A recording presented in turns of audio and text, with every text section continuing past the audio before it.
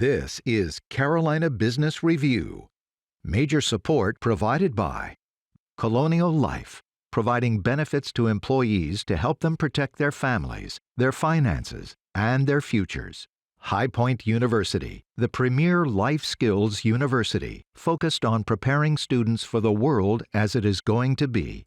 Sunoco, a global manufacturer of consumer and industrial packaging products and services, with more than 300 operations in 35 countries. Right around the Memorial Day remembrance, we, rightfully so, turn the attention to the women and the men of the armed forces over the past several decades.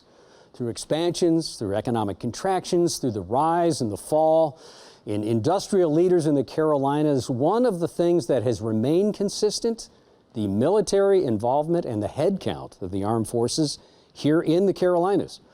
Welcome again to the most widely watched and the longest running program on Carolina business, policy, and public affairs, seen every week across North and South Carolina. Thank you for joining us. In a moment, what do veterans mean to us now? Where do they interface between things like job shortage, mental health, innovation, business and industry? Are there broad untapped resources of our military population going unnoticed? And what else might we be missing? We start our dialogue right now.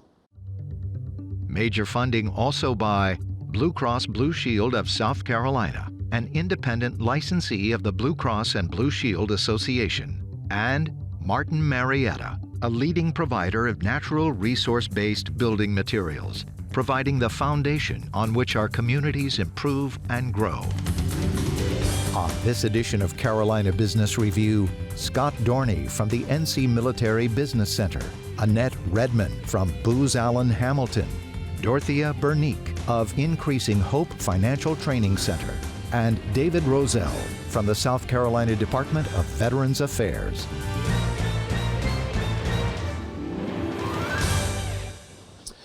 Welcome to our program and happy Memorial Day. It seems appropriate to say that among veterans. Thank you all for your service, truly. Absolutely. Thank you. I know that it's being said now. Back in the 70s and 80s, wasn't so popular to be in the military, but it's a different thing now. And Scott, I'm going to start with you. You're no pun intended, a veteran of the show as well. And I want to, here at the top of the program, I want to come clean about the DEI on our panel, because we have 3 Army and 1 Air Force. It's not nearly enough balance. I am an Air Force veteran, so I got you back here a little bit. Awesome. I don't know if that means anything to you. Scott, so you hail from Fayetteville, of course, that is currently Fort Bragg, but as of June 2nd will be rebranded Fort Liberty, and it's more than a rebranding. What's the sense of the new name for a historic military installation on the globe? Well, it is a historic institution, as you know, founded in 1918, right during World War I. And millions and millions of soldiers have passed through Fort Bragg in World War I, World War II, Korea, of course, Vietnam, and our latest conflicts as well. So there's a lot of emotional attachment around the name with veterans. At the same time, there's a realization that it is the law. Rebranding of our installations was included in the National Defense Authorization Act. Fort Bragg will be rebranded as Fort Liberty on June the 2nd. It'll actually be the last of the Army installations to be renamed that will go through the rebranding process. So the name is unique. It is not named for a person or a group of people. And one reason for that is there have been so many Medal of Honor recipients who have trained at and come through Fort Bragg. It was harder probably at Fort Bragg than other installations to select one appropriate name. And I believe it was a Gold Star mother that said, okay, I think we should name it Fort Liberty, and it's stuck. You know, Annette, you spent some time, or do spend some time in Fayetteville, obviously, with your background in the Army, as a retired Army officer, but also with Booz Allen. So given the historic relationship between the military and the Carolinas, certainly Fort Bragg, but also South Carolina, and just the pure head count of men and women in the military that have passed through and have stayed and are here and are serving and are active and are inactive. What is this I don't want to overstate this, is this a new era with military and veterans now coming out of what happened with not just George Floyd, but DEI, working from home, all of these new initiatives that are reshaping communities? It absolutely is. And that's something that I think, there was pluses and minuses that came out of COVID. It taught us that there were new ways of working. We're settling in more into a hybrid model. I think that gives sometimes, especially our military spouses, we have a large military spouse population within Booz Allen that provides some flexibility as they move on to their next transition to their next duty station. But it absolutely, I think the way we work has definitely changed over the past 2 years. Dorothea, what do you think? I think that's certainly the case, also from the standpoint that veterans are able to provide the flexibility. They understand, are able to change and morph into what is needed, because that's just been a part of who they are. What do you think, Captain? Or, I'm sorry, Colonel, that was terrible. That's okay, I'll forgive you. We're seeing in South Carolina, too. I was looking at a report yesterday that people are coming back to installations in South Carolina in order to retire here. And, you don't want to set that as a trend to be your last assignment at Fort Jackson or down in Charleston, but because of the great manufacturing jobs that we have, and especially the DoD support positions that they have available that they can transfer right into. It's been great for us that there is this reckoning with, okay, we want to be in the South and we want to come to these jobs because North Carolina, South Carolina have the businesses that allow it. Mm-hmm. So go ahead, please. I was going to say, not only that, South Carolina just recently, of course, did the non-taxable on the retirement pay, and so that is serving also as a reason for the veterans to not only come but to remain in our state. Well, and like me, it's retiring doesn't mean that you're retiring. Right. And so when I did 27 years, a young colonel, if you will, and then I do have, I hope, 20 more years of work before I hang it up. And so that's the case in South Carolina, whether you served a day or whether you served 30 years. Right. There's still 20-year career or more for our veterans that are retiring or separating in South Carolina. I think that's a great point. I mean, folks either retiring from the military or veterans getting out of the service, they can go anywhere. Particularly retirees are attracted to things like military installations with hospitals and commissaries, but they're all over the United States. Why do they come to North Carolina and South Carolina? I had General Keane ask me one time, why did you retire here? Number one, it's the people.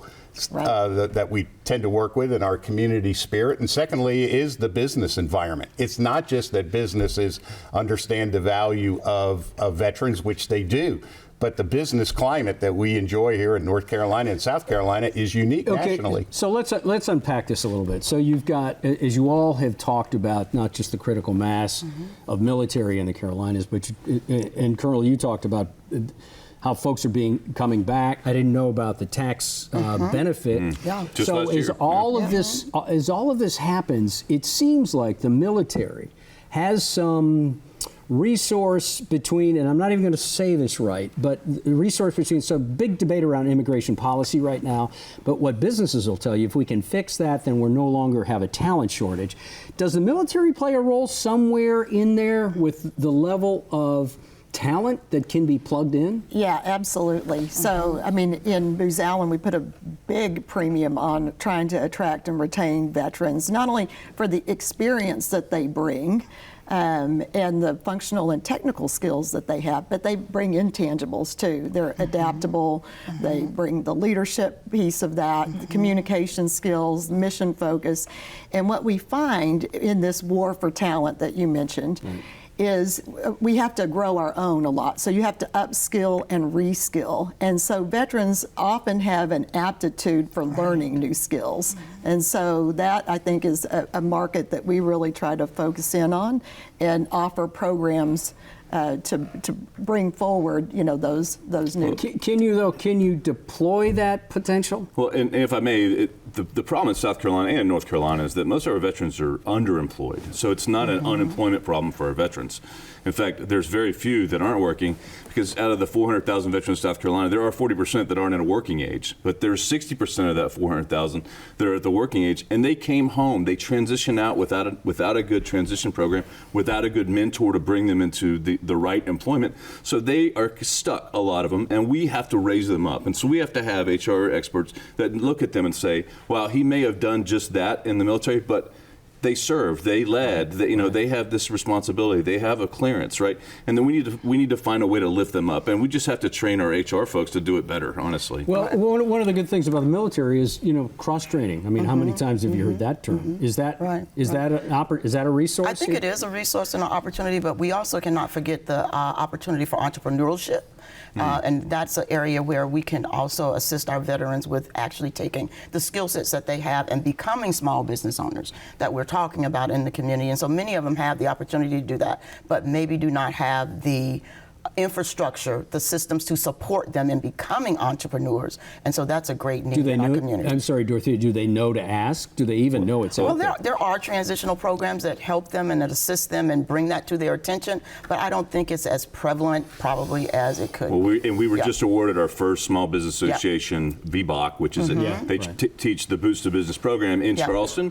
It will open on June 5th, and that will be our first stab at it. University of South Carolina also just opened a veteran entrepreneurship program in their master's degree, in their master's program for the school of business. So we are starting, and we're getting it going finally. And we're the third SBA Women's Business Center in the state of South Carolina. So veterans are definitely in the Low Country? Women, veterans, and minorities are focused there. And it's the growing population. Right now, it's only about 16 to 70% of the workforce in South Carolina.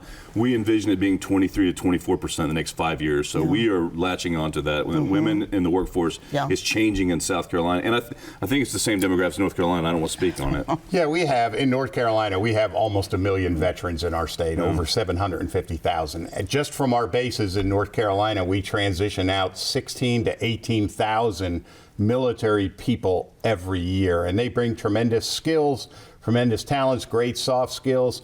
But there are challenges. There are challenges both on the military side and on the civilian employer side, I believe, that make this job a little harder than you might think. So is that because those two sides don't talk the same language, or is it just budgetary? It is. If you just think of our cross-section of our population right now, less than 10% of our population has ever served in the military. So we have business owners, HR directors that don't have that experience. What they do have is an appreciation. They know they want to hire veterans because they know about the great skills and soft skills that they bring, but they often have misunderstanding of what types of jobs people have done in the military. If I had a nickel for every employer that called me and wanted to hire a machinist coming out of the military, I'd be rich.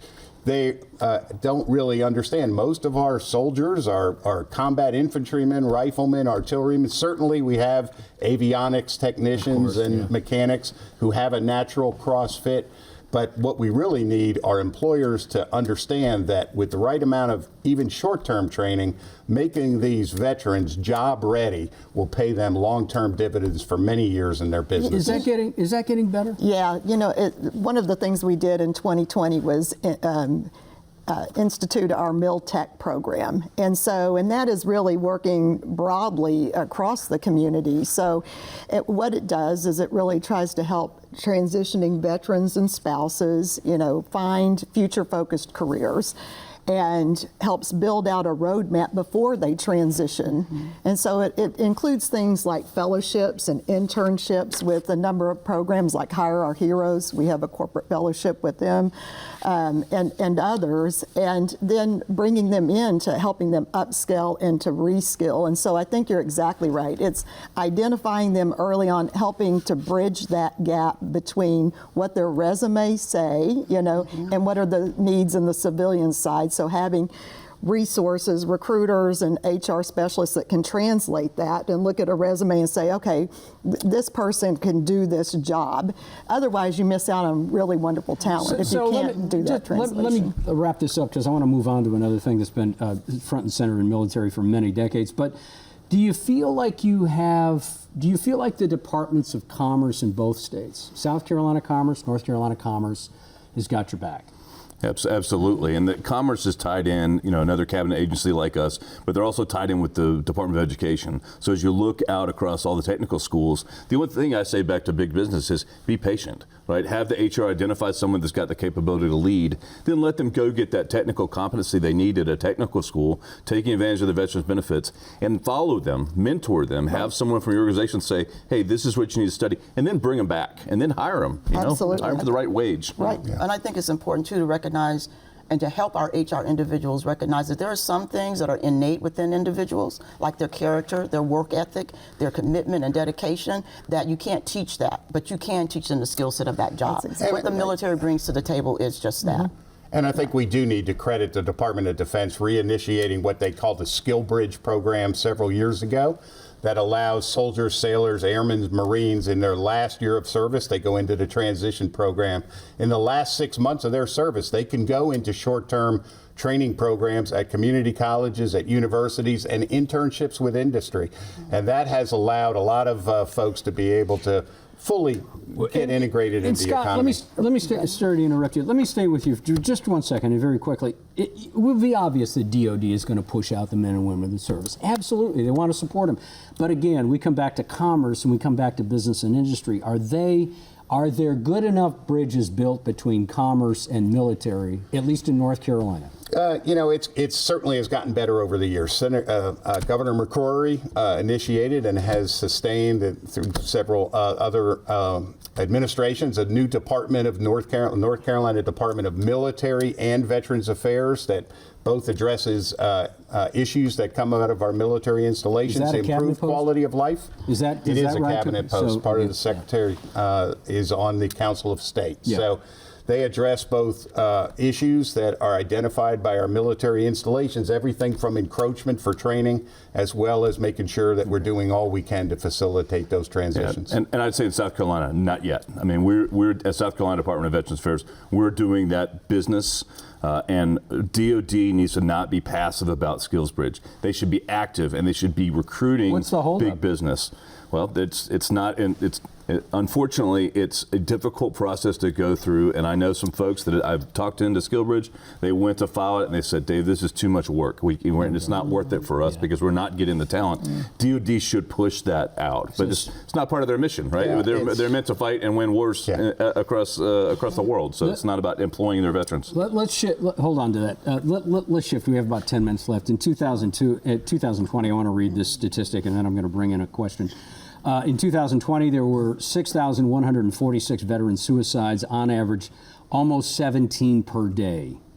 I want to take a second. We want to take a second. On the screen right now is a suicide prevention hotline. Even if this changes one person's life, please use that number.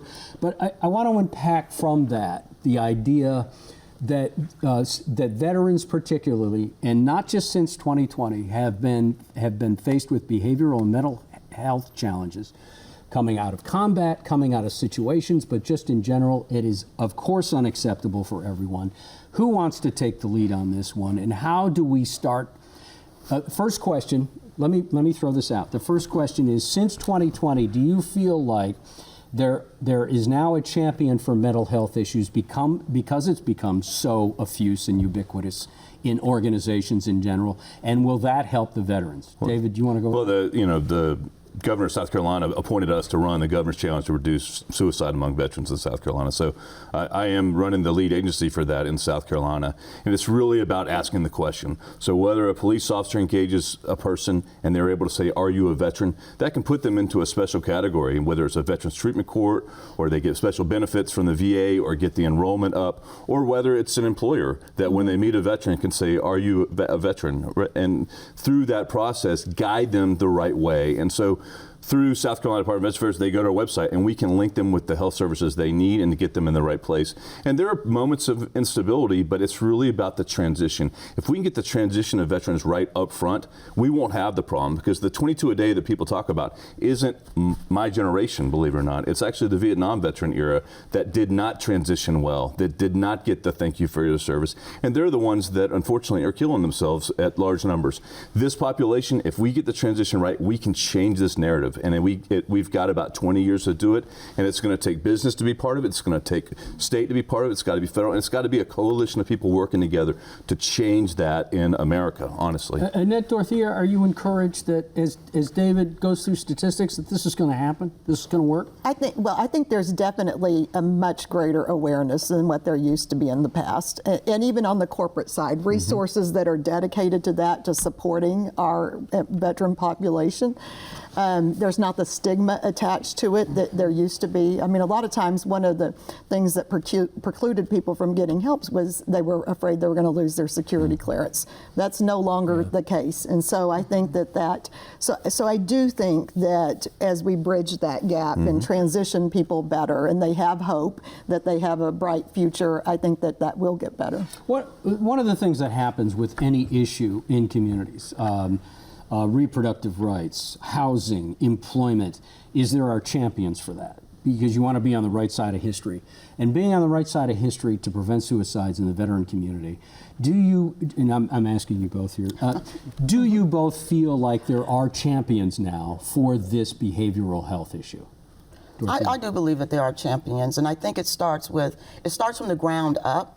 Thinking that it's always going to come from the top down is not always what happens. And so we have to start at the level where we are. And so even as service providers, whether it's the VBOX or entities like myself with the Women's Business Center, we have to understand the need to integrate assistance in the mental health area from every level, at every level. So things are not always going to walk around and you see someone acting out of this, but just that everyday stress, depression, anxiety, and so realizing that is just a part of life for all of us, not just our veterans, and integrating that into the services that we provide is very crucial. I think there's been great developments at all levels. Nationally, I have to credit the VA with the actions they've taken and awareness on this issue. At the state level, our Department of Military and Veterans Affairs has great resources available. I really want to compliment businesses who have done a terrific job in building organizations within their businesses, large and small, for veterans to meet together and build a veteran-friendly environment. But I also want to emphasize one thing. Any suicide, any problem like this, even one of them is too many. But I want to encourage employers, I think that there's a misperception of the propensity of veterans to suffer from these types of issues. The great majority do not come to your business with these issues, and although they benefit greatly from that type of support environment, these folks are going to make great employees for your business. How do you destigmatize that, Colonel? Well, I think it's through mentorship. It's folks like us talking about it, people, especially in the African American community, coming out and saying, I'm going through a mental health crisis, I need help. We see celebrities doing it now. But you pointed out, it's got to be a local solution for local problems. It can't be a nationwide campaign or a billboard. It has to be people in the community standing up and saying, I went and got help. I went and got what I needed. And then challenge the young people to go and do that too. And I say that strangely to say young people, but I really mean that. Those that are separate, those that are transitioning with stable employment, with stable housing and stable health care, there won't be a suicide problem. And we've got to fix those three before we get into, individual help. And I think too, what you were talking about too, the community, I mean, and so within, big business, we have business resource groups and affinity groups and veterans groups and spouse groups. And so I think that also helps a lot because it's folks that are like-minded. They can share their experiences, what they're going through, and just a great resource. We have about 3 minutes left. Housing. Housing is an issue, workforce housing. We used to call it affordable housing. Now it's workforce housing. Now it's just trying to, and especially in a place, not picking on you, Dorothea, but a place like Charleston, trying to live on the peninsula, forget about it. Exactly. Trying to live in Mount Pleasant, same thing, right? So you're living out in Somerville, you're living in Panopolis, you're driving in from Orangeburg, wherever. Right. How is that is there a different dynamic for veterans when it comes to housing than there is in the broader issue? Is there a solution that works within the veterans community when it comes to affordable housing? What works? What's happening? Well, I think, number one, recognizing the tools that the veterans have from the standpoint of 100% financing and the programs that our lenders, banking lenders, have of down payment assistance and understanding how that works and making it available to our veterans. South Carolina Housing has a program where our veterans get down payment assistance, are made aware of those programs, can implement it, helping them understand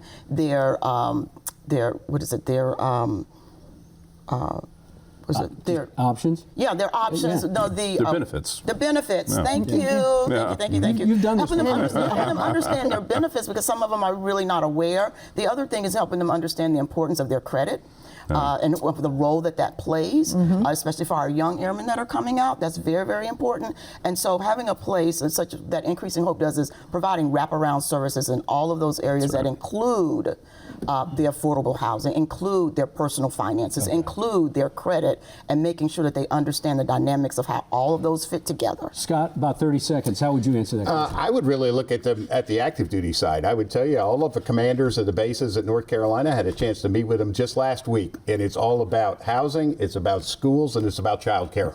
These are common threads that are issues and challenges for all of our military installations. Having adequate affordable housing, have quality schools for them to send their kids to, and child care that they can utilize to so spouses can work. When you have 800 people on a waiting list, there's probably even hundreds more that don't get on a waiting list for child care. It's an issue. Thank you to you all, but more importantly, and I genuinely mean this, thanks for your service.